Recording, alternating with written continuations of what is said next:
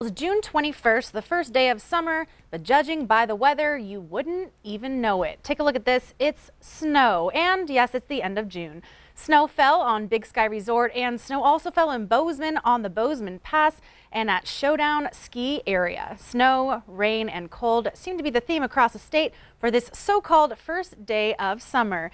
And here to expand some more on that is Rob Griggs in for Ed today. Rob, what's going on out there? You know, that is the million-dollar question, Zoe. It really is. We all sort of woke up to summer. First day arrived about 9:52 this morning Mountain Time, and it was still snowing in some of the higher elevations. Let's show you what's happening with the watches and warnings. We've got a flood watch through midnight tonight. 1 to 2 inches more rain, or at least total rain for Phillips, Garfield, and Petroleum counties. Now that's out east. Out west, the last holdout for a winter weather advisory in Glacier Country through 2 o'clock this afternoon. Total snowfalls amount above 6,000 feet, 1 to 3 inches, 3 to 6 inches of snow above 7,000 feet. That will be expiring. Yesterday, Bozeman clocked in with 66 hundredths of an inch of rain, and I'm sure we'll add some more to the tally before the day is out. We'll have the complete statewide storm tracker forecast in just a little bit. Zoe?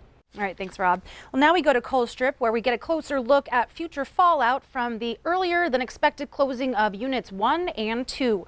Now, the Montana Coal Board approved more than $1.3 million on Thursday to various projects and communities impacted by coal development. These include a new gym floor for Colstrip High School, new water lines for the city of Roundup, and funds for a new thrift store in Lame Deer. Now, as Q2's Jay Cohen reports, those are just a few examples of how Montana's coal tax serves as the lifeblood for many Montana communities. To move the second discussion. John Williams has served as chairman of the Montana Coal Board for the past 14 years. As the mayor of Colstrip, he's witnessed firsthand the highs and lows of the world of coal. Our real concern is the impact on the communities, and particularly the workers and their families that live and work in places such as Colstrip, Montana. So that's our concern. Williams says that last week's announcement that Colstrip Units 1 and 2 will close by the end of this year is a true reality check, not just for Colstrip, but for all of Montana. It's a reality check, of course. You know, we had anticipated we'd have a couple more years to prepare for that. And so the recent announcement of the closure of 1 and 2 at the end of this year came as a surprise to, not only to the men and women that work there, but the families in Colstrip, Montana. It came as a real surprise. Now the storm is here. We could see the clouds coming, but now it's here, and we better be ready. And it just got real. Jim Atchison heads the Southeast Montana Development Corporation in Colstrip. He says the turmoil in the coal industry has created an atmosphere of doubt and uncertainty for local residents. But he remains bullish on the town's future. Homes are selling, but they're obviously been reduced in value, of course, and the rental market is full. If you drove into Colstrip today, you would see 6 construction projects going on. Colstrip's cloudy future is also on the radar of the Big Sky Economic Development Corporation in Billings. Director Steve Arviskow says the impact of losing the 2 older units at Colstrip hits close to home. So business sitting in Billings, Montana, that has been providing supplies and resources and expertise and doing business with the operators of Colstrip units 1 through 4.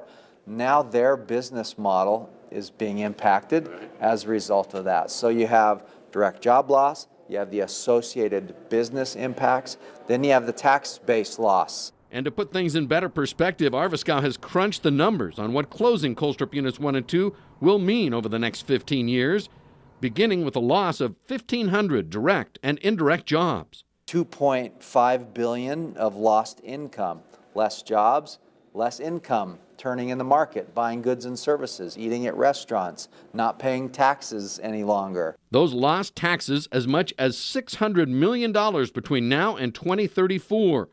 All leading to a statewide population loss of as many as 3,500 people. Given those numbers, one can better appreciate what's at stake as we ponder the future of Colstrip Units 3 and 4 and the extensive environmental cleanup to follow.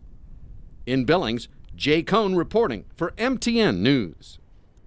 Now, this week, the Environmental Protection Agency revised its clean energy rule. The White House says the goal behind that move is to give coal power plants a chance to stay in business longer. Opponents say the decision will do nothing to cut the impact of greenhouse gas.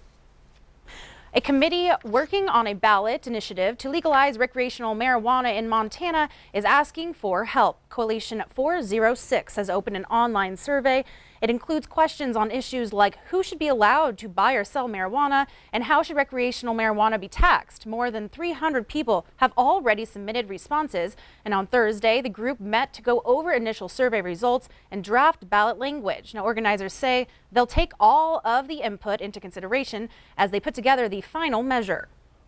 We want to make this thing very Montana-centric and start from a place based on Montana values.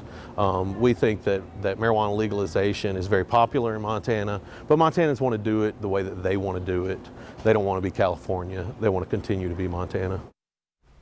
Coalition 406 leaders say they plan to finalize their proposed ballot in about a month. The Secretary of State and Attorney General must approve and okay it before collecting signatures. New details surrounding a Missoula drowning after police say a teenage boy stole a car and fled to the Clark Fork River. Police say the 17-year-old male from Sanders County was underwater for over an hour before being recovered. Crews say the river was cold with a swift current. The boy jumped into the river after police initiated a traffic stop. He was a suspect in a stolen vehicle case. One of the two men involved in Monday's fatal diving accident on Canyon Ferry Lake was considering a run for the U.S. Senate in 2020. Now, today, John Muse issued a statement calling the accident tragic and extending his condolences to the family of the man who died. The two were doing some underwater filming for a political ad when the other man began having equipment problems. Muse, a former scuba diver in the U.S. Navy, tried to help and had to be rescued himself. Muse, Democrat, had been preparing to possibly challenge Republican U.S. Senator Steve Daines. Now, he did not say whether he still plans to enter the race.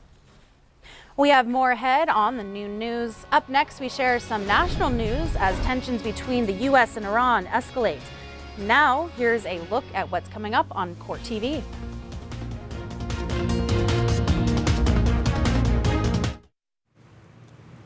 Good afternoon, I'm Yodit Tewolde. They're wrapping up jury selection in Orlando for the trial of a man accused of kidnapping and killing a nanny. Scott Nelson is on trial for the 2017 murder of Jennifer Fulford. The 55-year-old convicted felon faces the death penalty if convicted. Fulford was working as a caregiver for a family in Winter Park, Florida, when she was kidnapped and murdered. Her employer called 911 when she didn't pick up the child she was caring for from school. I'm a Winter Park resident, and my nanny is missing. This is what's unusual, is her purse is here. Okay. Her car's gone, her purse is here, and nobody's heard anything from her since 11. The defense has been trying to exclude jurors who say they would not consider any mitigating evidence if there's a penalty phase of this trial. The prosecution has challenged only jurors who say they're unwilling to consider the death penalty. The trial is expected to last 2 to 3 weeks. That's the latest for now. Court TV will keep following all developments. Now back to you. To find Court TV in your area, go to CourtTV.com. You're watching MTN News with Samantha Sullivan, Storm Tracker Weather with Ed McIntosh, and Farm and Ranch News from the Montana Ag Network. This is the Noon News on Q2, Montana's news leader.